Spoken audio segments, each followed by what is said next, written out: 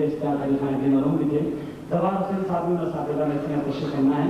तो बहरहाल ये जो है पहले उन्होंने राग बताया, उसकी छवि बताई, उसकी तमसील बताई, उसका वक्त बताया, उसका तासुर बताया, और बताने के बाद फिर उन्होंने उसके मुताबिक यानी अल्फाज को महज पैदा करने के लिए फिर उन्होंने उसके बाद ये कहा कि जी ये इस रात के मुताबिक दस्ते ये सुर है, ये कलाम है, इसमें ये इसकी सरगम है, ये आलाइश तरफ है, ये अलग कर दीजिए तो ये सुर हो जाएगा।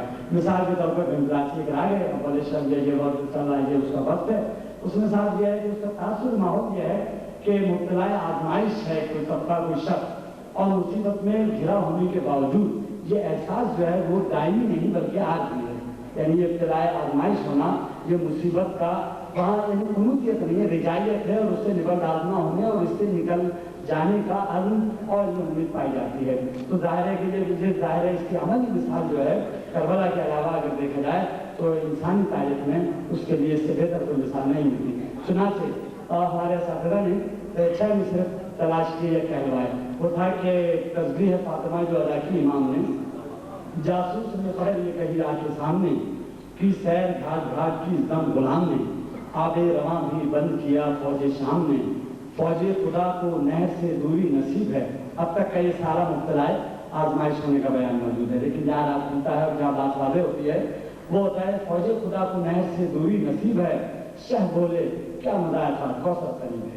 तो बजाय ये यानी बिल्कुल आ गया फायदा इसको जानने का राग का यह है कि वो लोग भी कि जो आपको उस पैगाम से दिलचस्पी या वाकफियत नहीं रखते या मजलिसी अफराद या हमाकीदा नहीं है, वो भी सोसाने को सुन के मुतवज्जे माइल होते हैं। और यही बुजुर्गान दीन का मकसद कव्वाली को फरोग देने का था कि उसके जरिए से वो इस्लामी तालीमात और पैगाम को आगे पहुँचाना और बढ़ाना था।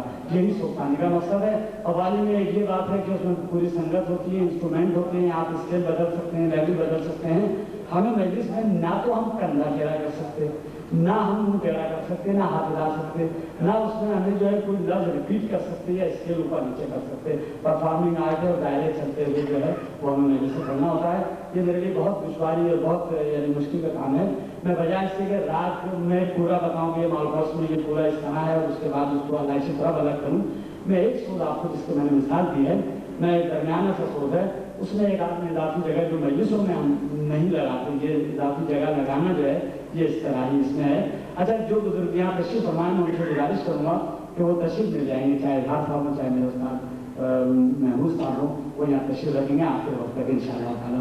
मैं साहब ये सोच महज शामिल लोग में नजर समाज के बताऊँ, बच्चे यहाँ माहौल बन रहा है और इस वक्त में सच्ची बात यह है कि इन बुजुर्गों को सुनने के मूड में जाता हूँ, सुनाता तो रहते ही और आप सुनते भी रहते हैं। तो ये ऐसी तकरीब है कि इसमें आप ताली भी बजा सकते हैं, इसलिए कि कव्वाली में ताली के बगैर कव्वाली नहीं होती है। आप नारा भी लगा सकते हैं, वो भी सौती मोटान है।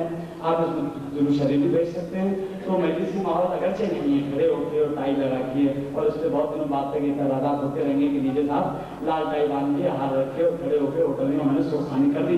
लेकिन बाहर मैं जो सोच पढ़ा हूँ वो शायद इस समय पे चल जाएगा। तो आप एक बार नारा जवाब देखिए।